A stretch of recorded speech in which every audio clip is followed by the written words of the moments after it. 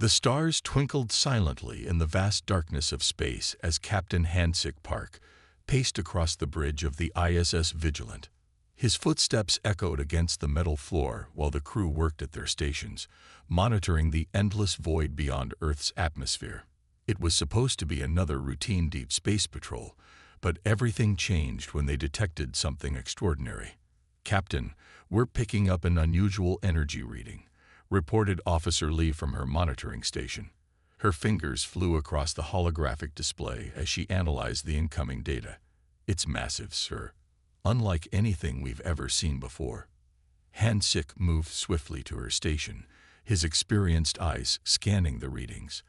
After 15 years in the Space Force, he thought he had seen everything.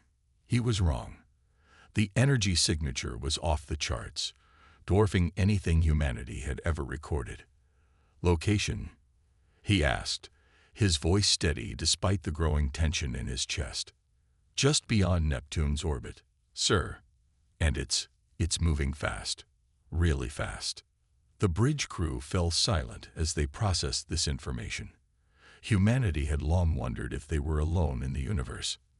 Now, it seemed they might finally get their answer. "Send word to Earth Command," Hansik ordered, "and get me a visual as soon as possible." Within minutes, the ship's advanced telescopes locked onto the source of the energy signature. The main view screen lit up, showing what appeared to be a massive vessel, its hull gleaming with an otherworldly iridescence. But even from this distance, they could see the damage. Great tears in its structure, portions of its hull blackened and broken. "Sir, we're receiving a transmission," Communications Officer Kim announced. It's not in any language we know, but the computer is attempting to translate it." The message, when it came through, was broken and distorted, but its meaning was clear. "Help, pursuing forces. Request sanctuary." Hansik didn't hesitate. "Send our coordinates. Let them know they can approach." As the alien vessel drew closer, its true nature became apparent. The ship seemed to be made of some kind of crystalline material that shifted colors in the starlight. Despite its damage, it was beautiful, a work of art, as much as a vessel of space travel. The next few hours were a whirlwind of activity. Earth's major powers were notified, defense systems were put on high alert, and first contact protocols were initiated. The ISS Vigilant maintained its position, becoming humanity's first line of welcome, or defense, if needed. When the alien ship finally came to a stop near the Vigilant, a delegation requested permission to board. Hansik, along with a carefully selected team, waited in the docking bay as the airlock cycled. The moment when the inner doors opened would be remembered in human history forever. The aliens, calling themselves Etherians, were humanoid but clearly not human. Their skin had a slight crystalline quality that reminded Hansik of their ship, and their movements were graceful despite their obvious exhaustion. Their leader, who introduced himself as Commander Kita, spoke through a translation device. "We thank you for your welcome," Kita said, his voice carrying both gratitude and urgency. "But we bring grave news. We are refugees, fleeing from an empire that has already destroyed countless worlds." Within hours, the Etherian refugees were transported to Earth, where the United Earth Council convened an emergency session. In the Grand Council chamber in Geneva, Kita stood before the representatives of humanity and told a story that chilled everyone to the bone. The Nexus Dominion, he explained, was an empire spanning multiple galaxy sectors. They didn't seek allies. They only wanted subjects. Those who resisted were destroyed. Those who surrendered became slaves. The Etherians had chosen to fight, and their civilization had paid the ultimate price. "Your world stands in their path," Ketat explained, his translator conveying the gravity in his voice. "They will come, just as they came for us. We detected your civilization's transmissions and came to warn you. The Dominion's advance fleet is already moving through this sector. You have perhaps months, at most." The council chamber erupted in murmurs and exclamations. Humanity had barely begun to explore its own solar system, and now they were facing an interstellar war with an advanced empire. The Council's president stood, her voice firm as she addressed Kita. "We thank you for your warning, Commander. Now tell us everything you know about the Dominion. Their strengths, their weaknesses, their tactics. If they want Earth, they'll have to fight for it." As the meeting continued into the night, Hansik couldn't help but feel a mix of fear and excitement. Humanity was about to face its greatest challenge yet, but something told him that the Dominion had no idea what they were about to face. After all, humanity had been preparing for alien invasions in their stories and movies for centuries. Now it was time to show the universe what humans were really made of.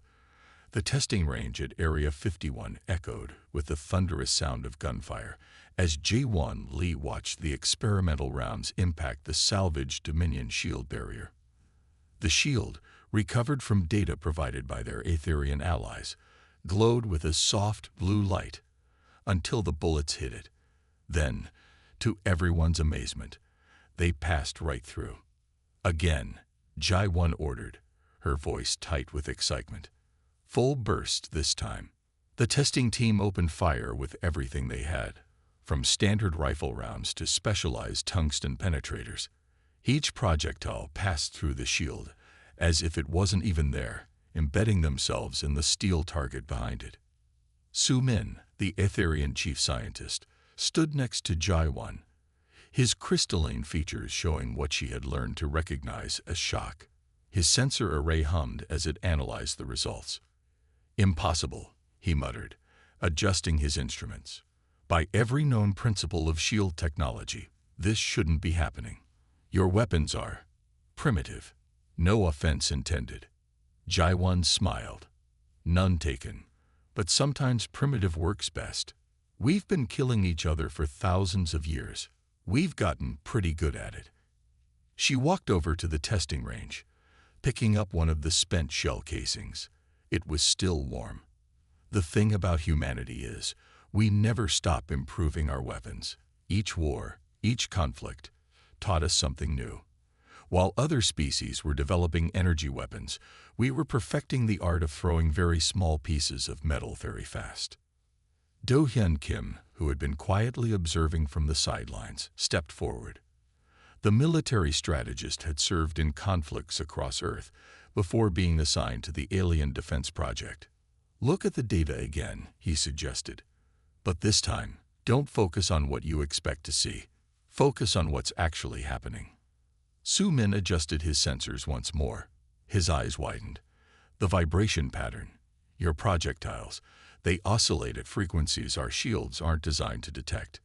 The barrier is calibrated for energy weapons, plasma, even particle beams.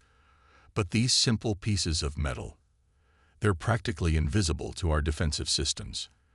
The implications were staggering. The Dominion, for all its advanced technology, had developed their defenses to counter equally advanced weapons. They had never considered that a lesser civilization might have developed entirely different ways of dealing death. J1 was already running calculations on her tablet. If we combine this with what we've learned about their ship designs, Do Hyun, what do you think about adapting our railgun technology? Do Hyun's eyes lit up. Magnetic acceleration. At space combat ranges, with no air resistance, he grinned. We could punch right through their capital ships. The next few hours were a blur of activity. More tests were conducted, each confirming their discovery. Traditional bullets, railgun projectiles, even modified artillery shells, all passed through the Dominion shields with devastating effect. "Your people," Su Min said, watching another successful test. "You think differently than any species I've encountered. The Dominion believes technological superiority equals victory. But you use whatever works, regardless of how sophisticated it might be." Do Hyun nodded. "In Earth's history, we've seen advanced armies defeated by opponents with far less technology. The Vietnamese beat both France and America. Afghan fighters held off multiple superpowers. It's not always about having the best technology. It's about using what you have in ways your enemy doesn't expect." Jai-1 was already drafting plans for new weapon systems. We can modify our existing military satellites to carry mass drivers, convert some of our nuclear missile submarines into space-capable vessels. The Dominion expects energy weapons and exotic technology. We'll give them good old-fashioned kinetic energy instead. But as Hansik watched from his position near the chamber's entrance, he noticed something interesting. The fear in the room was quickly being replaced by determination. Humanity had faced extinction-level threats before, from their own nuclear weapons to climate change, and had survived. They hadn't come this far to bow before any empire, no matter how advanced. As the day's testing drew to a close, the three stood looking at the shield generator, now riddled with holes from their primitive weapons. The setting sun cast long shadows across the desert testing ground, and in the distance, they could hear the continuous sound of more weapons being tested. "We should begin mass production immediately," Su-min suggested. "The Dominion will not wait long to attack." Jai-1 picked up another spent shell casing, turning it over in her hands. "Tell me, Su-min, does the Dominion have a history of adapting quickly to new threats?" The Aetherian scientist shook his head. "They rely on overwhelming force. Their tactics haven't changed significantly in centuries. Why innovate when you believe you're already superior?" Do-hyun smiled grimly. "That's their weakness then. Humanity has never stopped innovating, never stopped finding new ways to fight. We've had to. We've been fighting ourselves for our entire history." As they walked back to the base, J1 couldn't help but feel a surge of hope.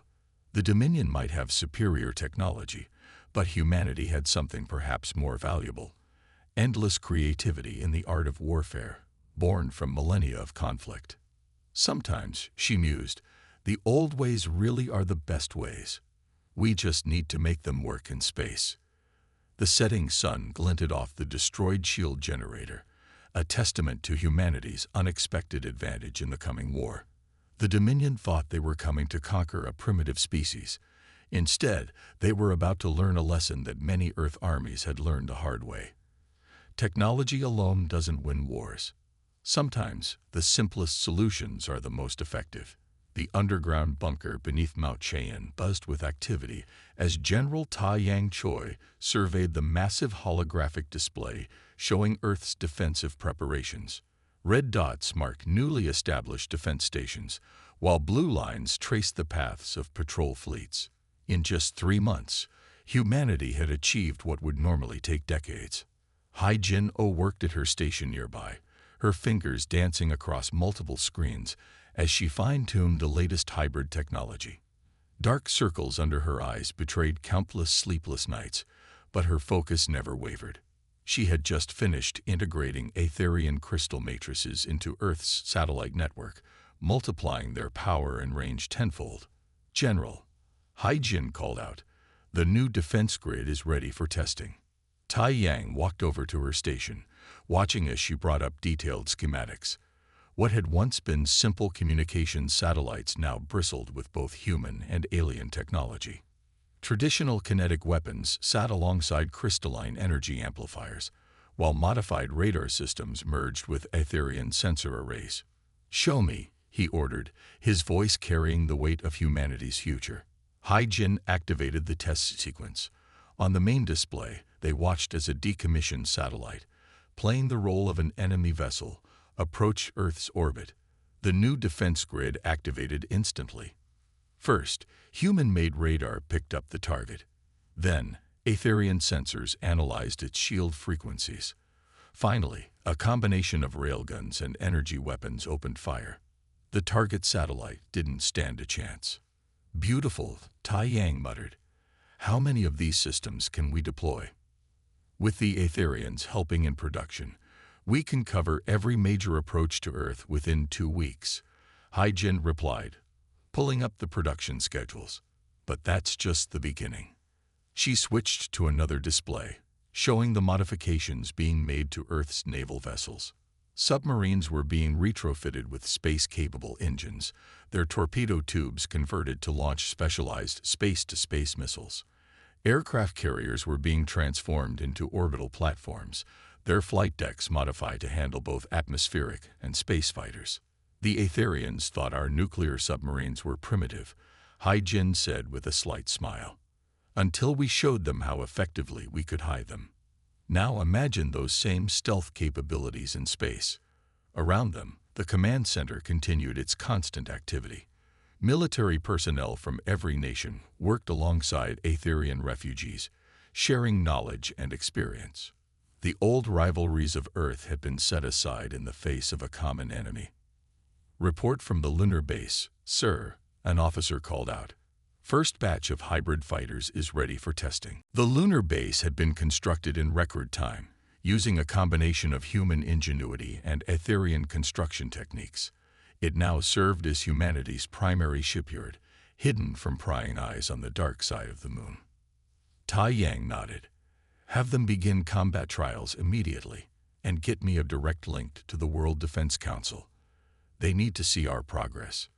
Within minutes, the council members appeared on the main screen, their faces showing varying degrees of concern and hope. Hai-Jin stepped forward to present their achievements. Honorable council members, she began. What you're about to see represents the future of Earth's defense. She played back the weapon test footage, explaining each innovation. We're not just copying Aetherian technology. We're improving it, making it our own. The council watched in silence as she demonstrated how human ingenuity had transformed alien tech into something new. Ballistic missiles now carried phase-shifted warheads. Traditional radar systems had been enhanced with crystalline processors, creating a detection network that could track ships through hyperspace. Most importantly, Hai-Jin continued, everything we've built incorporates our greatest advantage, unpredictability. The Dominion expects either primitive weapons or copy technology. They won't expect this hybrid approach. One council member leaned forward. And our troops? How are they adapting to the new technology? Tai Yang took this question. Better than expected. Turns out video games have been secretly training our younger generations for space combat all along. This drew a few chuckles from the council. More seriously, the Aetherians have been impressed by how quickly our people learn. We're ready. As the meeting concluded, Hai-Jin returned to her workstation. On her screen, another test was beginning. This time of a new stealth system that combined human radar-absorbing materials with Aetherian phase-shifting technology. You know, she said to Tai Yang, the Aetherians keep asking why we're not afraid. Every other species they warned about the Dominion either panicked or gave up. The general watched as the test results came in. Another success. Tell them it's because humans have been preparing for this moment for centuries.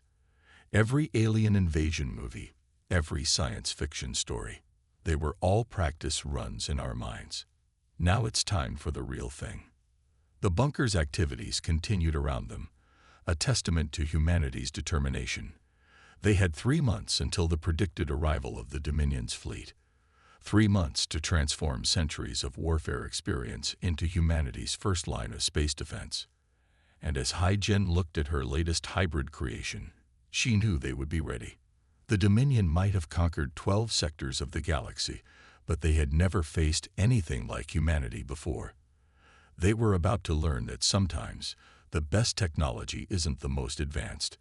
It's the most adaptable. Space rippled as the Dominion fleet emerged from hyperspace, their massive warships casting long shadows across the lunar surface.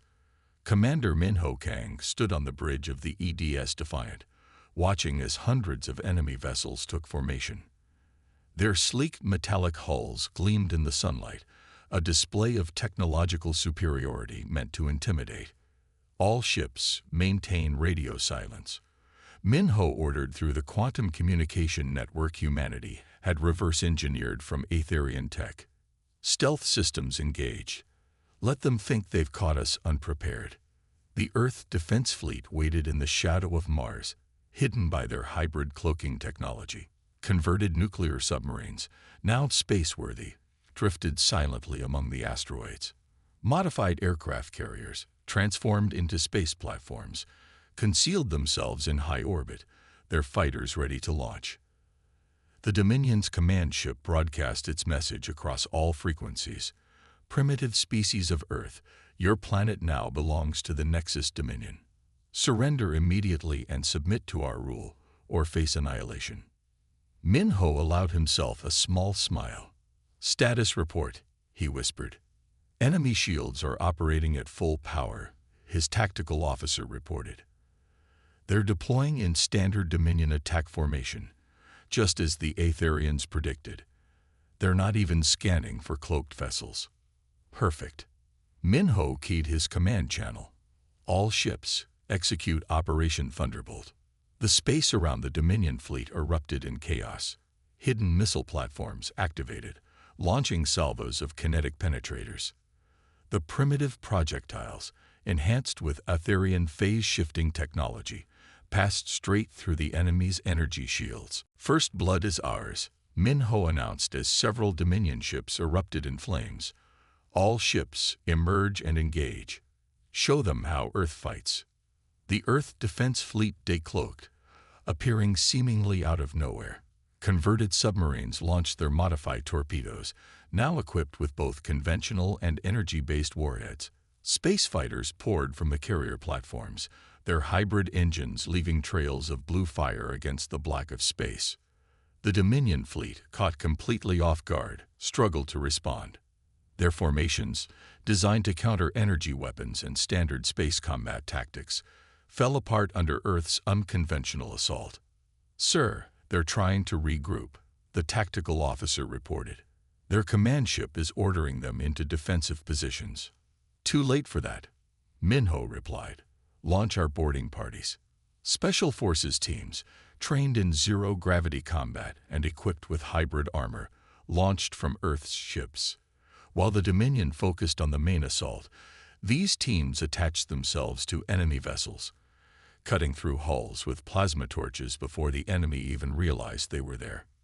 Commander, his communication officer called out, we're intercepting their transmissions.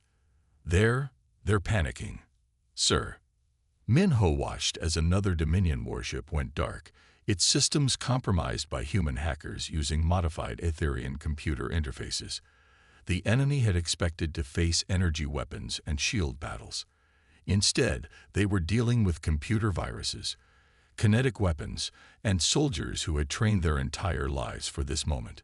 Sir, the enemy command ship is attempting to coordinate a counterattack, his second-in-command reported. Not today.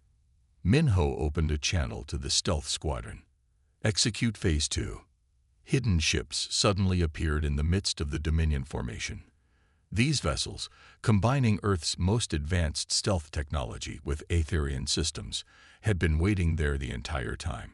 They opened fire at point-blank range, their hybrid weapons tearing through the surprised enemy vessels. The battle continued for hours, but the outcome was never in doubt. Earth's forces, fighting with a mixture of advanced technology and age-old combat experience, systematically took apart the Dominion fleet. When the enemy command ship finally turned to flee, Minho allowed himself to broadcast one message. Let this be a lesson. He transmitted on all frequencies. Earth is not your easy conquest. We have spent our entire history preparing for war. Every battle you fought has been against enemies who think like you. We don't think like you. We never will. As the remaining Dominion ships retreated into hyperspace, Minho opened a channel to Earth Command. First wave repelled, he reported. The Dominion just learned that technological superiority doesn't guarantee victory. They never expected us to fight like this. They don't understand that humanity has been practicing war for its entire history. The bridge crew cheered, but Minho kept his eyes on the tactical display. He knew this was just the beginning. The Dominion would return, and next time they wouldn't underestimate Earth. But that was fine. Humanity had plenty more surprises waiting. Begin recovery operations, he ordered. Salvage what we can from their destroyed ships, download their tactical data, and get me a damage report from all our vessels. He paused, looking at the debris field that had once been a Dominion invasion fleet. The real war is just beginning.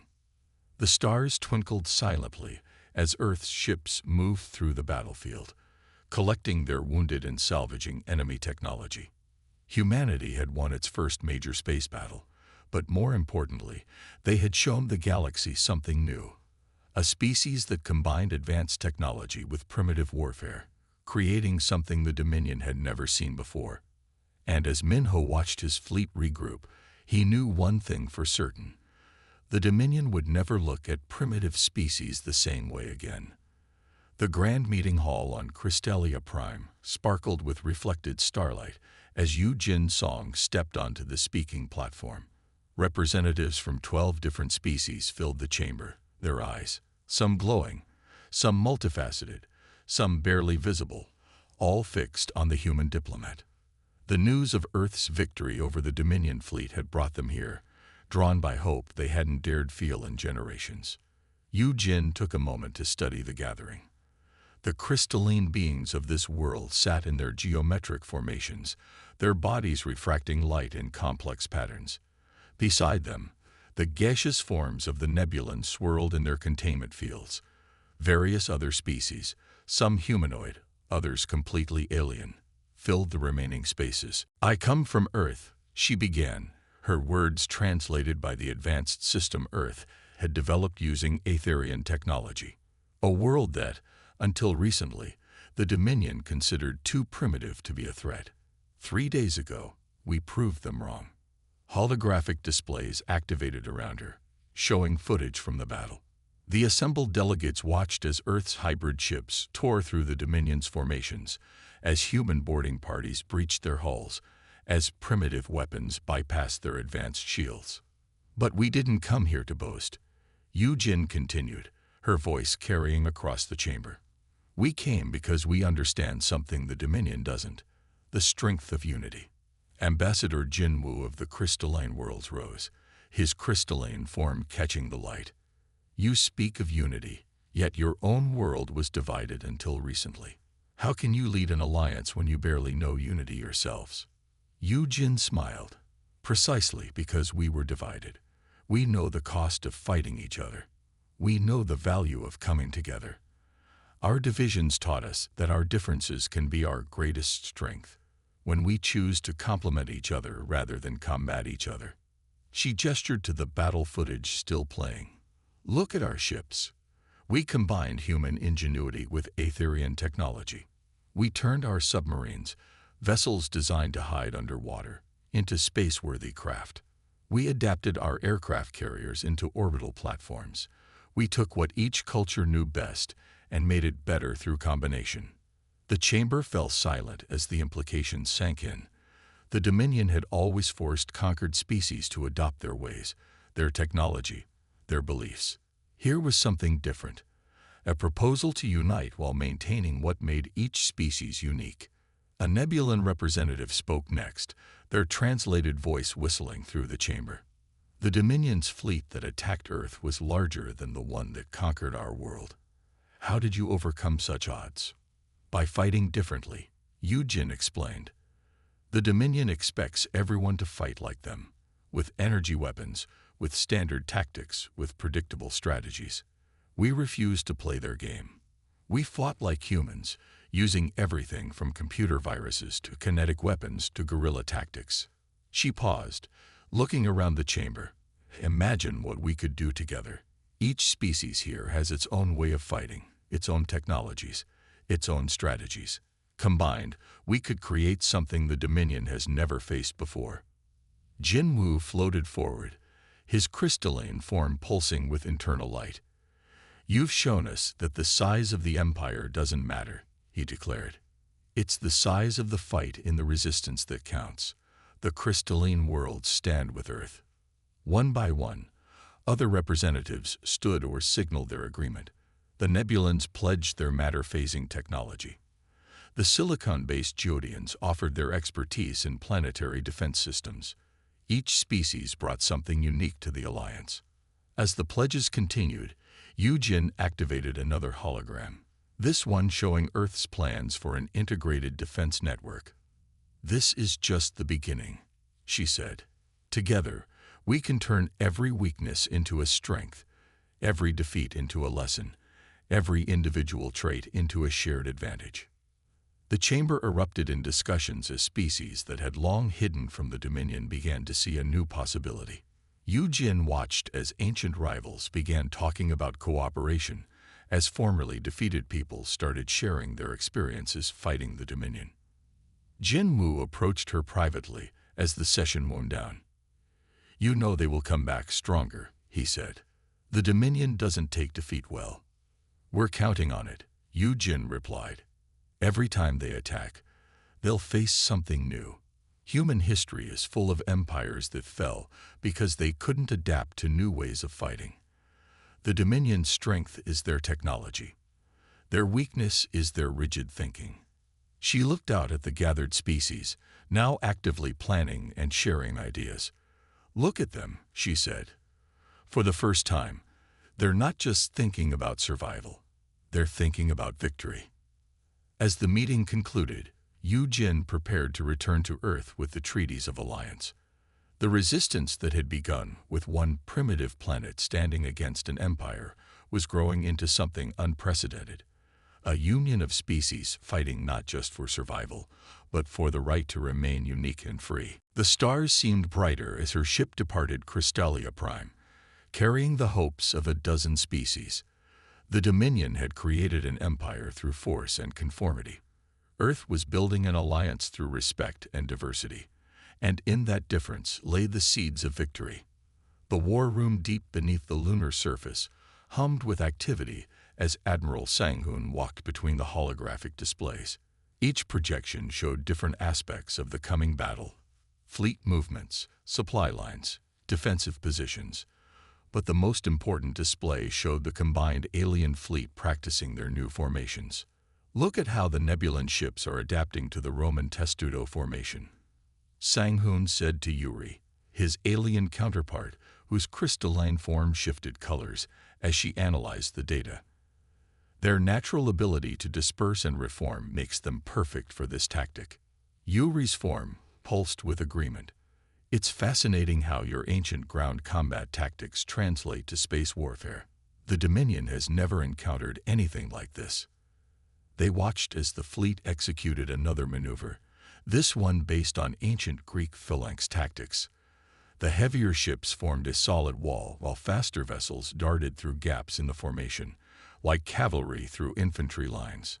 "Show me the guerrilla warfare simulations," Sang-hoon requested. The display changed, showing smaller ships using asteroid fields as cover, appearing and disappearing like ghost ships. The Geodian vessels are perfect for this. Their silicon-based technology lets them blend with the natural rock formations. A junior officer approached with new intelligence reports.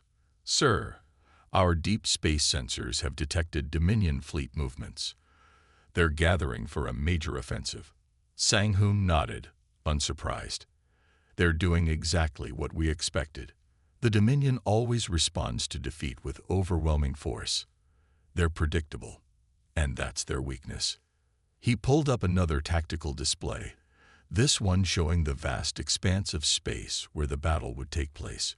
"Yuri, remember what I told you about the Battle of Cannae?" The alien tactician's crystalline form brightened.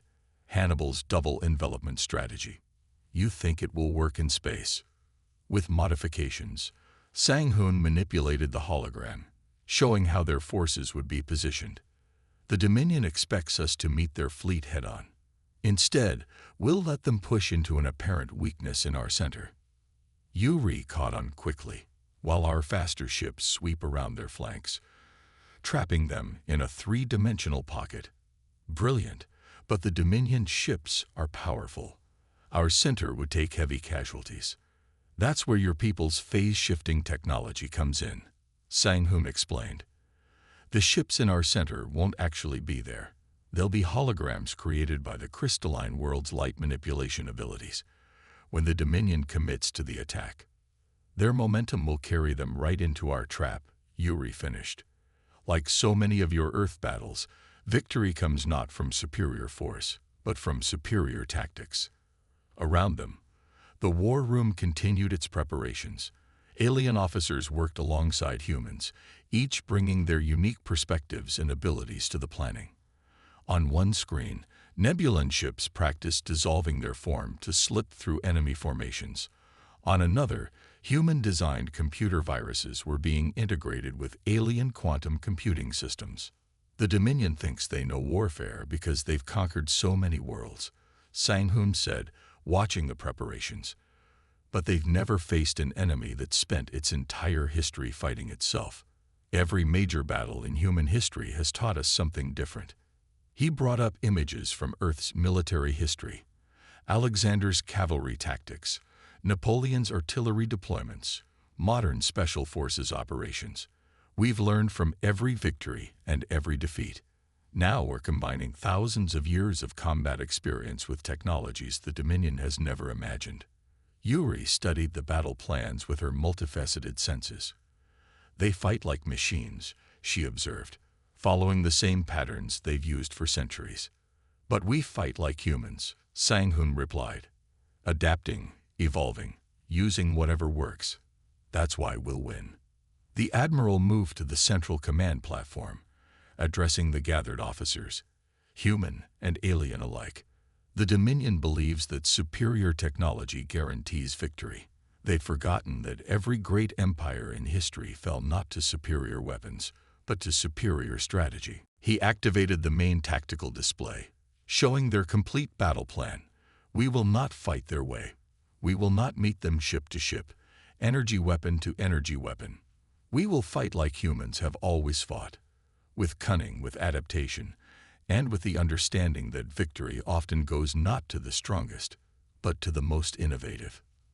The combined fleet continued its exercises, each repetition bringing them closer to perfection. Sang-Hoon watched with pride as alien ships executed maneuvers that would have made ancient Earth generals proud. The Dominion's rigid military doctrine was about to meet something it had never encountered, warfare that combined the best of a dozen different species with humanity's long history of combat innovation. Send word to all commands, he ordered. The final training phase begins now.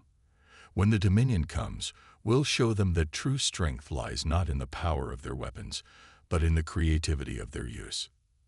As the war room buzzed with renewed activity, Sang-Hoon allowed himself a moment of reflection.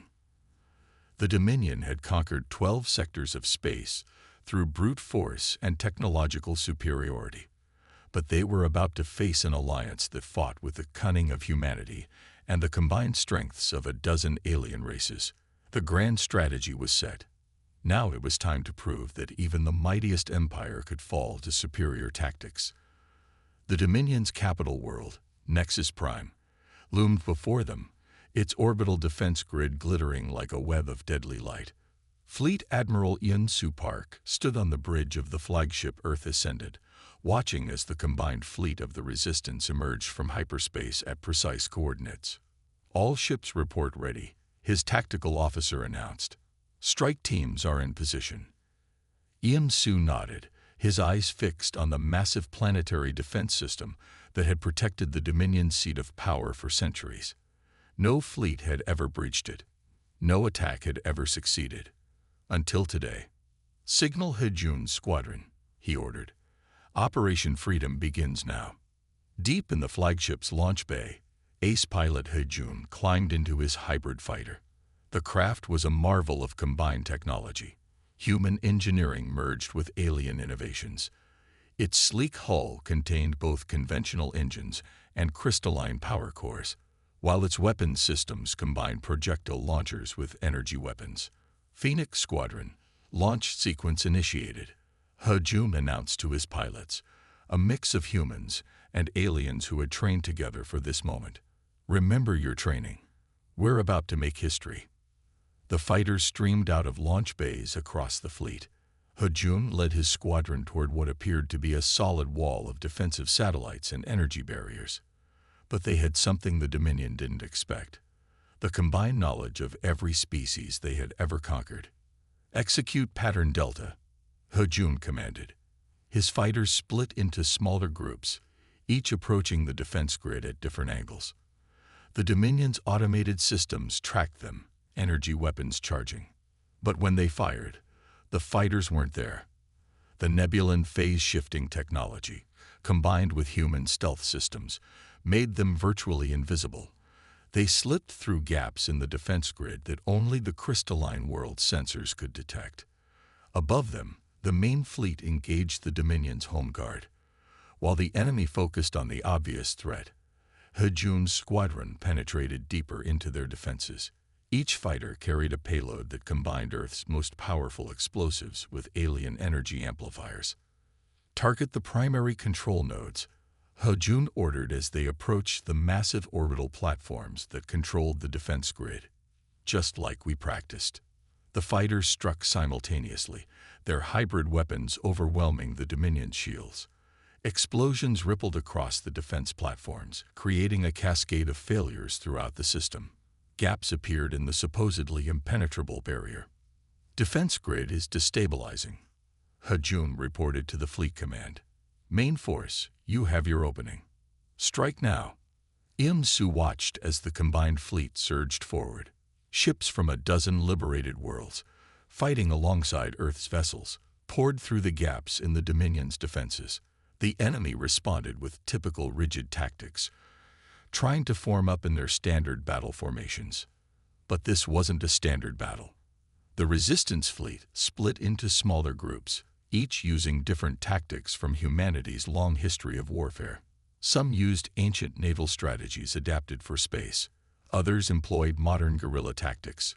The Dominion's forces, trained to fight in only one way, couldn't adapt fast enough. Hejun's squadron regrouped and joined the main attack, their fighters darting between capital ships like ancient cavalry between infantry formations.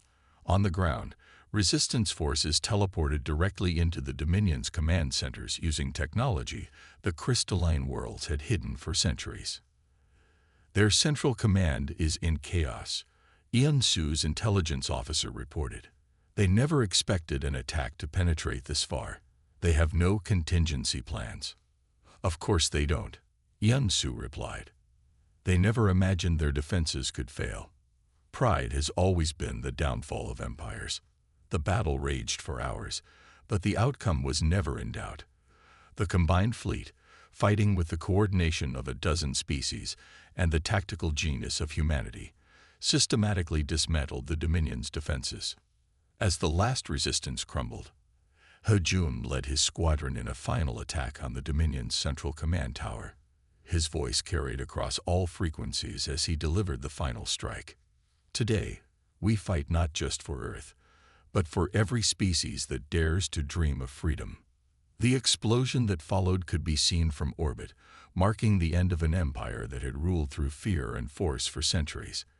In its place would rise something new, an alliance built on mutual respect and shared strength. Aboard the Earth Ascendant, Im-Su Park received the formal surrender of the Dominion's remaining leadership. The terms were simple: immediate liberation of all conquered worlds and the dismantling of the Empire's military machine. You must understand, one of the Dominion leaders said, we had brought order to the galaxy. Everything we did was for the greater good. No, Im-Su replied. Everything you did was for control. You never understood that true strength comes not from forcing others to be like you, but from learning to work together despite our differences.